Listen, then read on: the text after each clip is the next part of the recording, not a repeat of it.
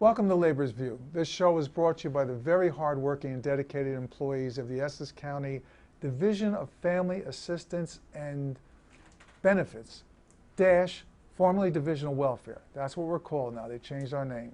The dash is in there. I don't know why, but they changed the name. I think they didn't like the idea of welfare. I think they thought that was degrading to people.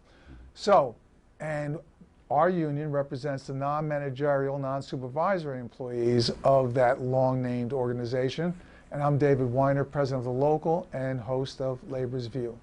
This evening, our guest is a young man whom I have known for years and didn't even know I knew him. Remembered I knew because I'm old. I forgot I knew you for years. And we're both up there. And only he's in better shape.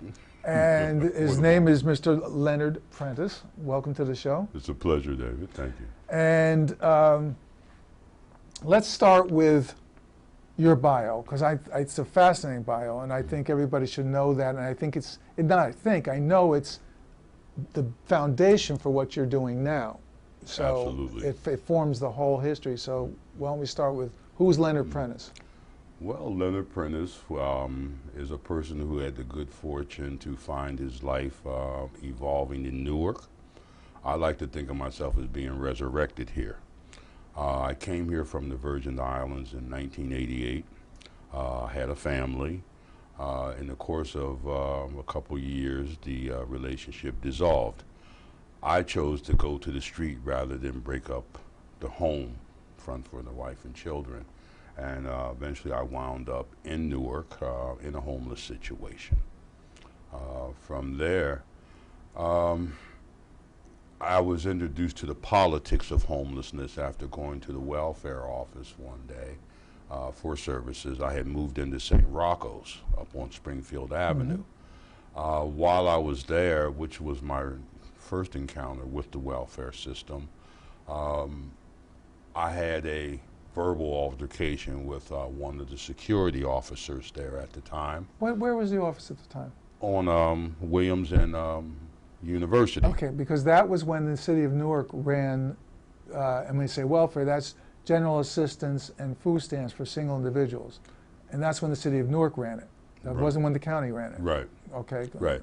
Well, you know, there was a difference between the city welfare. That was for single, non-parent. Right. Well, I mean, you could be married, but no children.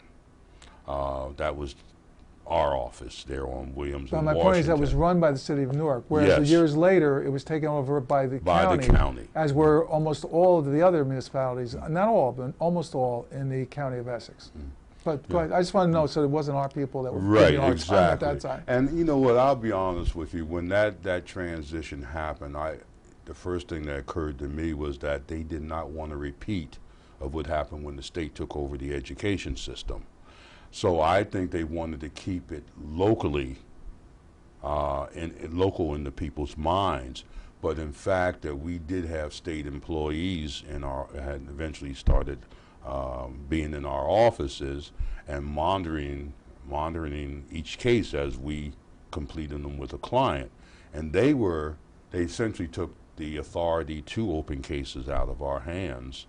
And they were the ones who eventually started approving and not approving under the new system. Well, now you're segueing into your employment.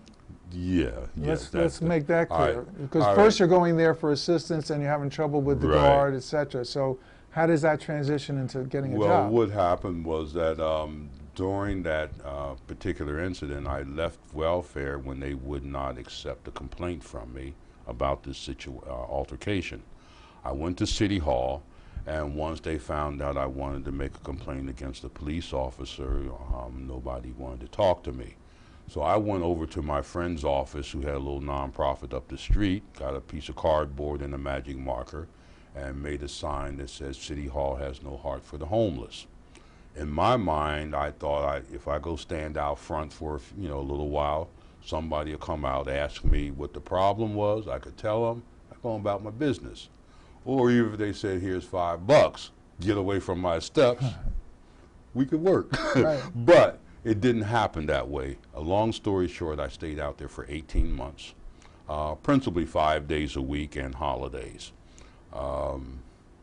because there was a number of things that were starting to come to light in terms of how the administrative process and the homeless community function together. And so out of that, I started attending city council meetings, pre-council meetings, the affordable housing, like conferences and things that were held around. Let me stop you there. Just to be clear, the pre-council meetings in the city of Newark, it varies, I think, in municipalities, but basically, I used to go to them as well. You're allowed to attend, but you can't speak at those meetings. You can just observe, right? Well, unless they call upon you. Well, let's put it this way. I had no problem speaking. Okay. Because my principal reason for being there was to bring another dimension of homelessness to people who were basically in control of our lives, but had no knowledge or understanding of the challenges that comes along with being homeless. I mean, generally there's sort of this generalization, like we have a tendency to do with things that we're uncomfortable with or don't like, and that homeless people are homeless because they want to be. In my lifetime living on the streets, and I really spent about 45 years in and out of homelessness, stability being the most difficult thing to establish. But in that 45 years of working in the homeless community, living in the homeless community, I have never met one person who said to me, Mr. Prentice, I want to be homeless. I need to be homeless. And I've never had my parents say to me, son, I want you to grow up to be homeless.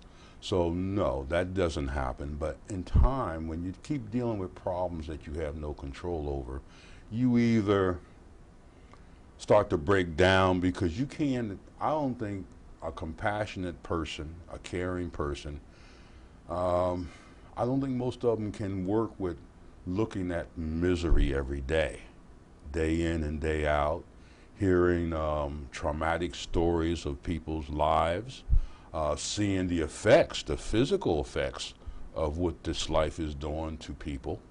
And I mean men, women, and children, because we used to have a lot of young people come in just prior to graduation, and they were told that you got to either go out here and get a job, get welfare or something, or you got to go.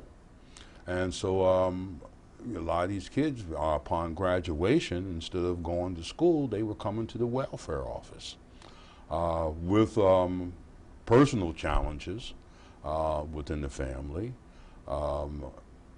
And then so that's where we're, my thing was, rather than put one of those young people into a shelter, my thing was to call Covenant House for the young people. For the young people, For yes, the young they deal people. with children. Yes, because quite frankly, once you hit the street, the only thing left to go is either buried under it or to prison or something to that effect. You don't have a whole lot of options after that. Now there's some other, having been in the business of poverty, that's kind of sick to say, but it is. But it is a business, and we can speak both to positive and negative, conceptually. Absolutely. There are also other generalizations people make about the homeless. People make a lot of assumptions that many of the homeless are mentally ill. Mm-hmm. They make assumptions that they're either or alcoholics or drug addicts, that type of thing. Yeah. How do you respond to that in terms of your experience? Well, when the troops, when a lot of the soldiers come back from war, they now acknowledge post-traumatic stress syndrome. I contend that the homeless suffer very much the same disability, except for we don't get to the post part. That it's an ongoing, chronic conditioning that one transforms. I believe, and I know for a fact that the person who goes into the homelessness does not come out of homelessness the same person. Everything that you've known as reality, everything that you've known that form the moral foundation, if you have that, you reach a place where all those things are challenged, that sometimes you've got to step out and away from your traditional learning just to survive. If you're a mother with children, I don't care what church you were raised in, or synagogue or mosque or whatever, if you don't have a support system and you're out there with your children, when that child says, Mommy, I'm hungry, Daddy, I'm hungry, they're going to go do something that may not fall in line with their basic upbringing. To me, I've come to learn that what people do to survive doesn't necessarily make them what they are. People do what they have to do. And this has always been the case since man's been on this planet, and it hasn't changed. The problem is, in an urban setting, oftentimes the poor and the homeless are concentrated into given areas. So you have a lot of people who are in need, and you have limited resources. So this is where the politics come in, and I think you made the statement about poverty. One of the things I would like to see, and what we are on the crusade to do, is I'd like to see poverty declared a medical disease. In that, from what I've read and what I've seen and what I hear, poverty kills more people than cancer, murder, car accidents, you know, and on and on. I mean, I think you can almost combine all those different categories and you still wouldn't kill as many people as poverty globally kills.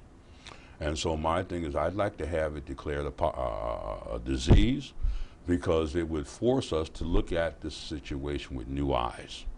I think one thing that we're still caught in the traditional concept of what a homeless person is or was. When I was growing up, the only way that I knew about a homeless person is that I saw some old kind of drunken, broke down white guy stand on the side of the road saying, we'll work for food, kind of way. Today, you have more college graduates living in homelessness, male and female, than there's ever been in this time in this country. With the downsizing of businesses, you know, the advancing of technology, and I'll say the disappearance of company loyalty, the destabilization and the depowerment of unions, and of course the immigrant situation. So all these come into play, and I think these are all relevant factors in terms of how we have to look at homelessness and the industry.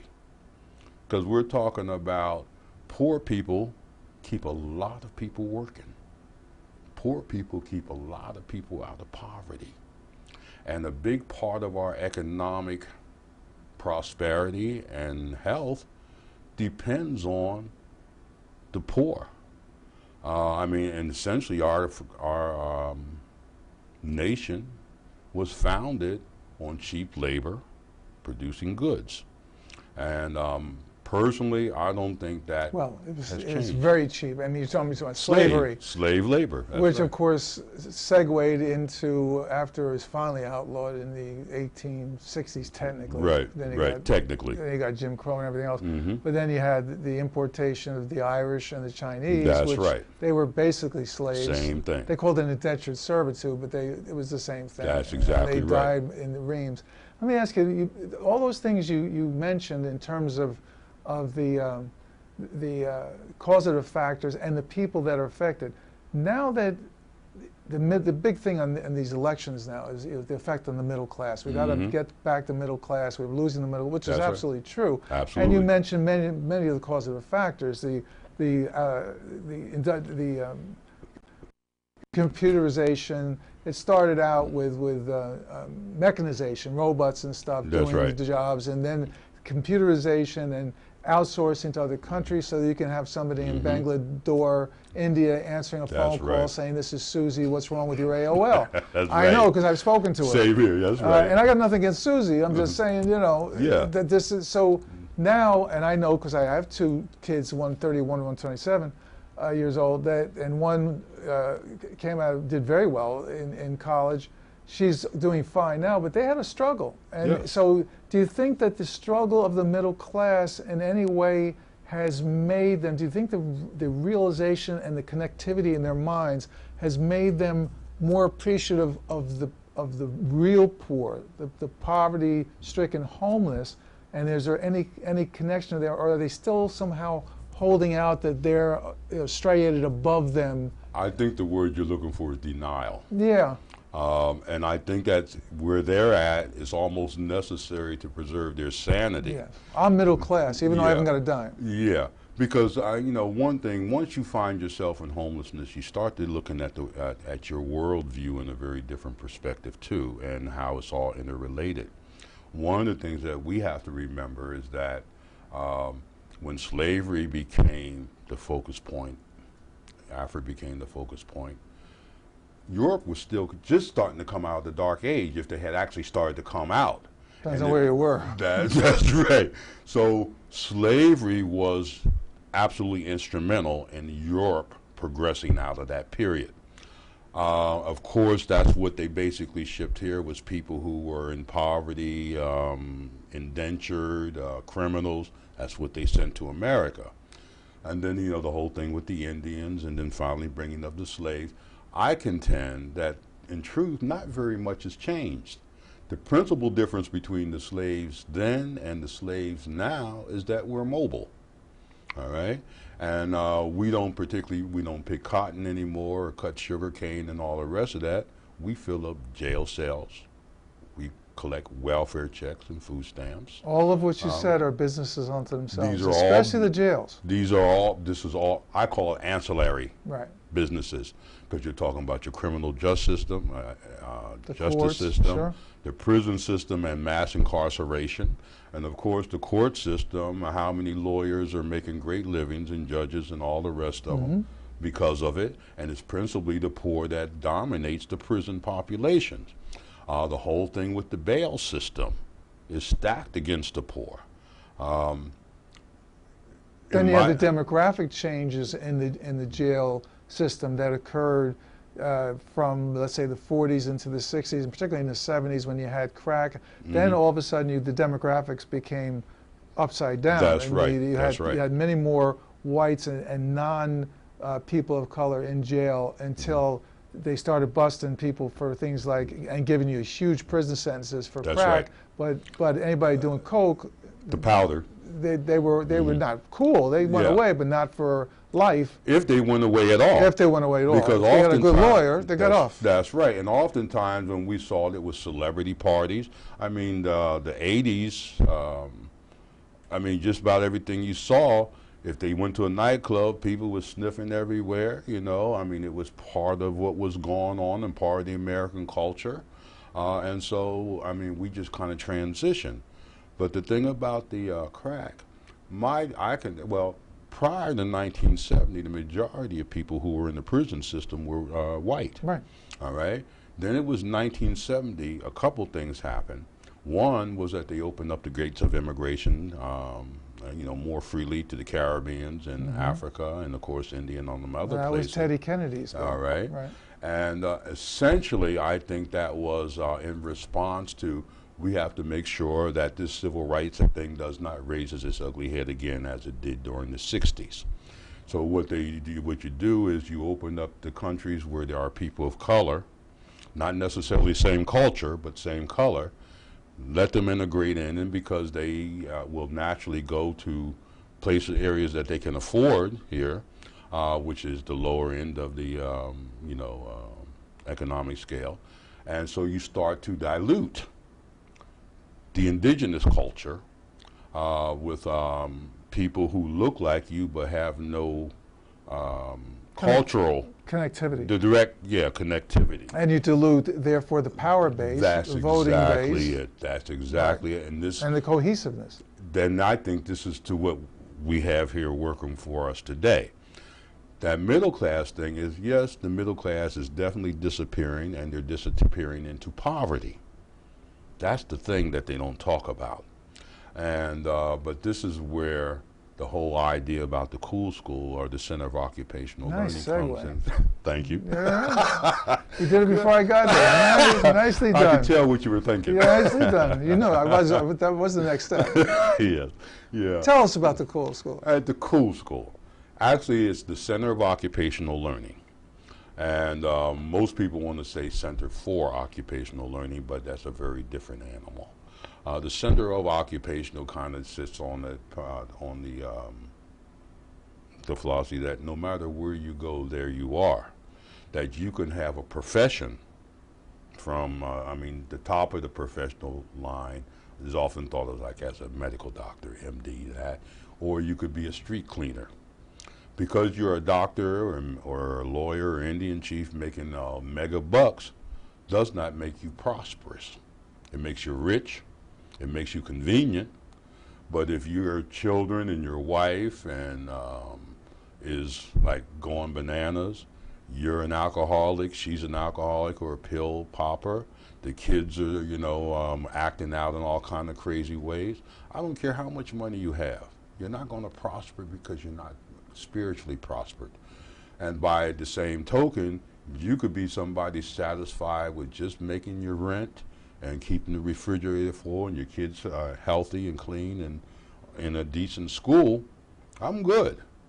That's prosperous. But I also found out you can be living in poverty on the streets. But if you maintain yourself, a personal code as it was, you might do things that you might not normally do because of an immediate situation or whatever. But the thing is, you make sure you stay in that cool groove more than you stay out of it. It's not about morals or legality. It's about finding a place where you can be centered and then you can kind of set your focus. And the whole thing is like this. Look, you can't dream without hope. And without that, that drives everything, hope. And the thing is, you can have a dream, but if you don't have a plan, you ain't got nothing but a dream. So I think, I've met a lot of people out here with dreams, but they didn't have a plan. So the first time we came together was down at North Reformed Church. They had what's called a Bible study and community meeting every Wednesday. My first day walking around downtown Newark, I was passing by there coming from the library. I see a line of people.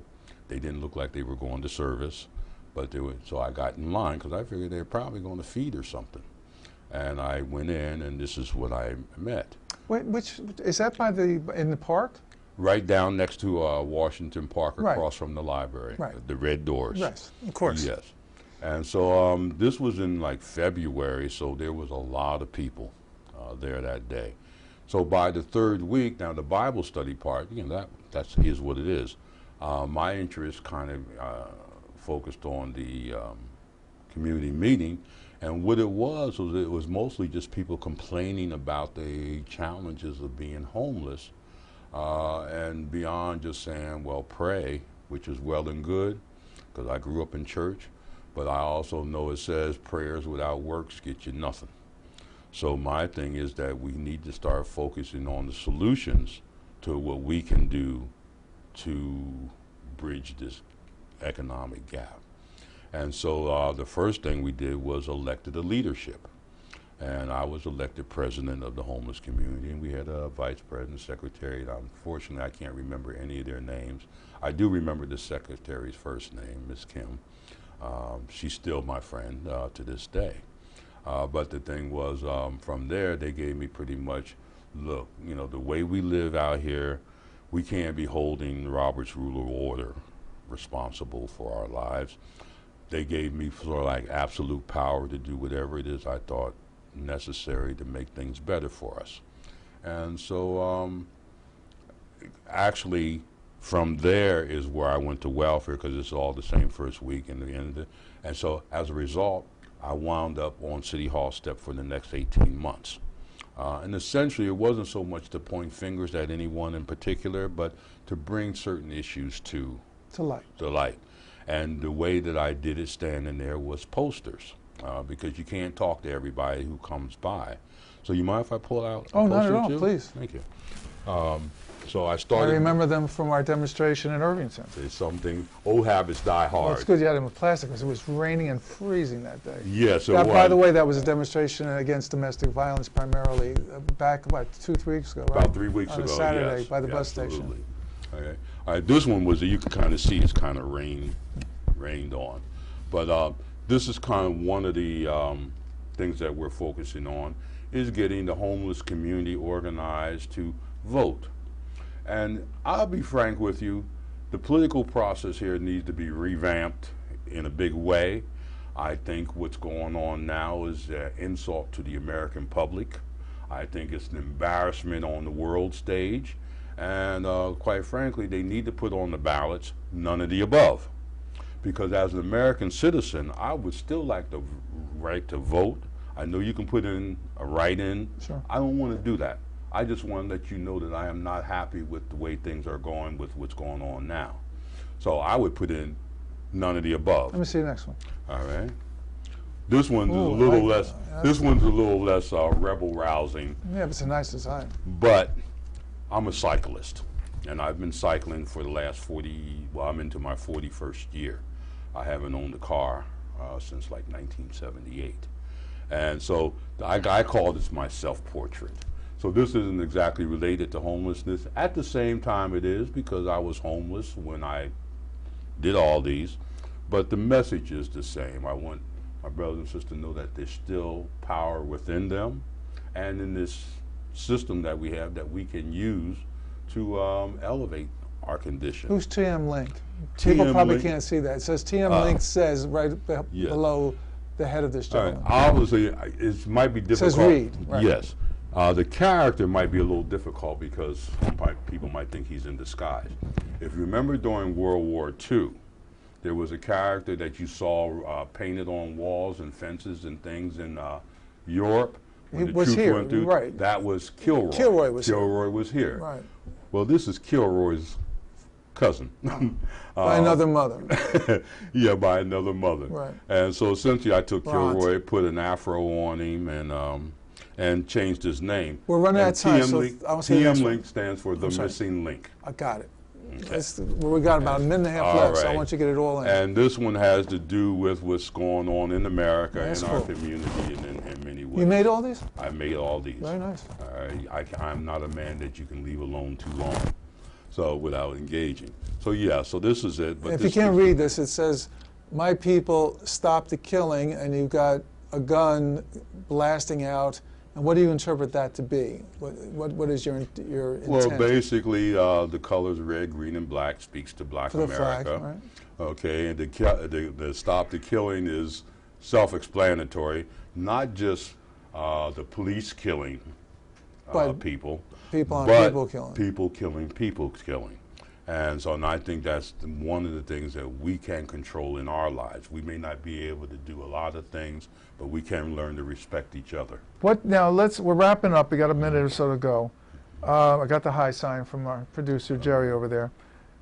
Let's go back to the cool school. You have a thing called 5% for homeless. Yes. In a nutshell, what are you looking for? What do you want to see happen? Well, here's the thing. Because we are not a nonprofit, I thought it was absolutely necessary to put an economic engine. You incorporated. We incorporated LLC. And I thought it was absolutely necessary to put an economic engine in the poor community,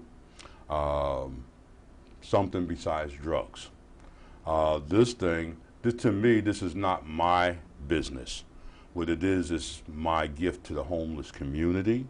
I think it's not enough to keep people comfortable in their poverty, but you have to create opportunities for them to come out of their poverty. Right. I don't really have much of anything, but I was able to afford to incorporate this with, when I say to help, not necessarily to help financially a homeless community, but I have a group of people who have been meeting with me every Friday since last August. They come What do you from mean, St. John's?